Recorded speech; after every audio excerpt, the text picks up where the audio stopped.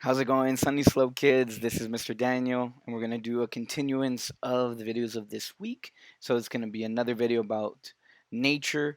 In this case, today, I'm actually going to take you guys through a trip through the World Wide Web, and we're going to go on Google to find really awesome sceneries that are all around the world, and they're specific mostly because each area is in a specific place on our globe, and because of that, it's either hotter or colder, and it allows for different types of plant growth. So, like, that's why you can see sometimes there's more forests in certain regions.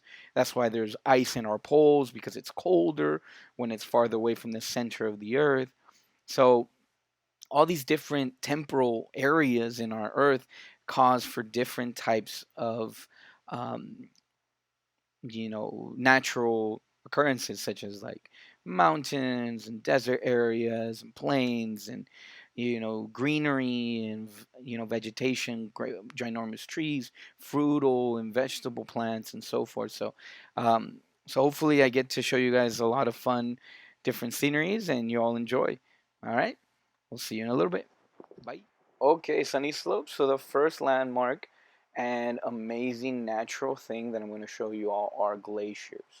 So glaciers are these ginormous structures of ice and snow, and some of them are found in the farthest reaches of the Earth, and the one that you're about to see is in Alaska. So the page that we're going to actually go on is actually a trip advisor page per se.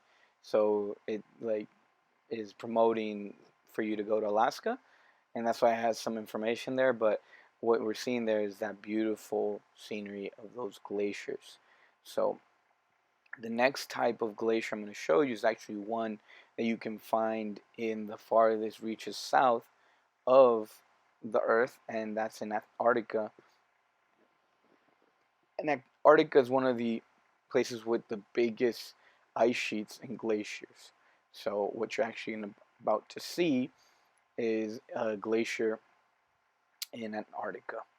So right here we're working to try to get the picture ready to go for you, and hopefully, and so you can see that how small we look compared to such that big piece of ice. And so we're actually gonna move on to look up a different type of landmark. So if you see here, we're actually going to look up redwoods. So redwoods are some of the largest trees in the world, as well as some of the oldest. And some can actually be found here in California, specifically in Yosemite National Park. So here you can see a bunch of different pictures of redwood trees. With redwood trees, normally, especially like in Yosemite, you can find sequoias. Sequoias are also really big trees.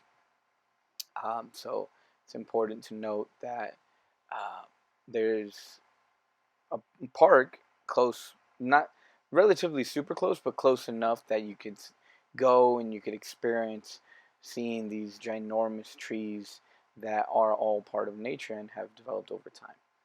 So the next place we're actually no, that's a picture of uh, showing that there's redwoods in California. Um, so that way you all can research and see. I know that right now because of COVID, we shouldn't be really going out much, but definitely when it's more safe to go out, this would be a wonderful um, location that you can go to experience nature and to see just how big those trees really have become over hundreds of years. So over here, we actually are looking right now at the Amazon rainforest. So the beautiful thing about the Amazon rainforest is that it is filled with so many different types of animals, birds, predators such as like jaguars, monkeys, all types of wildlife really. And it's just so beautiful and green, and there's so many different rivers, and so there's so many different types of fishes, and so it's a beautiful, and it's better said, it's the largest rainforest in the world. So and here you can see some pictures of the jaguars. So uh, kind of going with that, we see that rainforests are places where there are a lot of animals, and it's important for us to um, be aware that they are places that we should be protecting. So definitely, it is a beautiful place. So here I'm actually taking you guys to the San Diego Zoo website, and the reason being is because since we're talking about nature and how there's all these different landmarks and sceneries, why don't we talk about also places that you can go here in San Diego and actually see all these animals that are in wildlife um, in a in one place. So the cool thing, another reason why I'm bringing to this page is because there is a promotion this month. So for the whole month of October, if you are 11 years and younger, you can go for free to the San Diego Zoo. So I wanted to show you guys that, so that way you all can um, go. So it seems like the promotion is that if an adult pays for their admission ticket, they are allowed to bring in up to 5 kids that are 11 years and younger. So if you are older than 11 years old, then yeah, your parents would have to um, buy a ticket for you. But I'm sure that during these times they really want you guys to go as much as possible. So this is another fun activity y'all can do. Obviously, it's still a the virus is still around, the pandemic is still around, so you do have to wear your facial mask and you have to maintain social distancing. So uh, those are some of the different requirements. But if you put your mask on and maintain social distance, and I'm sure that the park is working hard to make sure that it's a safe environment for y'all to go enjoy. Another cool thing about the San Diego Zoo, if you go to their website that you're seeing right here, you can actually see live feeds of the different animals in the park. So that's another cool thing that you all can do on the website, so that you all don't have to maybe expose yourselves, or if you guys don't feel secure, your family doesn't want to go right now, then you can still go online and see the panda exhibit, the polar bear exhibit, the different exhibits that they have, so you can see the animals walking around and doing things. So this scene right here is the Grand Canyon. So this is actually here in the United States, and it's super beautiful because it is a natural occurrence that was caused by the river eroding those giant cliffs over thousands of years, to the point where you have that really low river in the bottom, but those really high and elevated canyons. So that's another beautiful landmark that we have, and it's not too far away from California, so you're definitely able to go visit. So um, I hope that you all enjoy.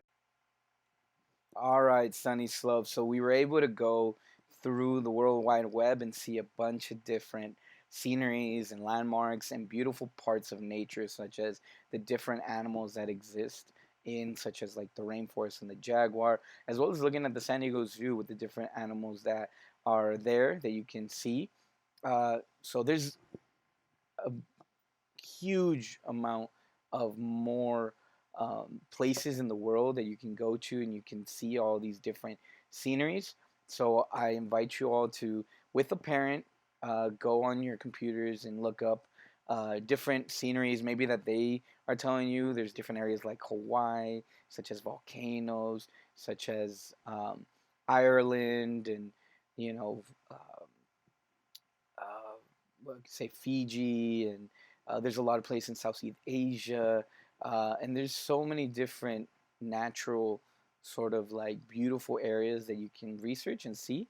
And the reason why I say this is because the next thing we're going to actually do is we're going to draw our favorite scenery from what we were able to see in our video today, or whatever you research with your parent.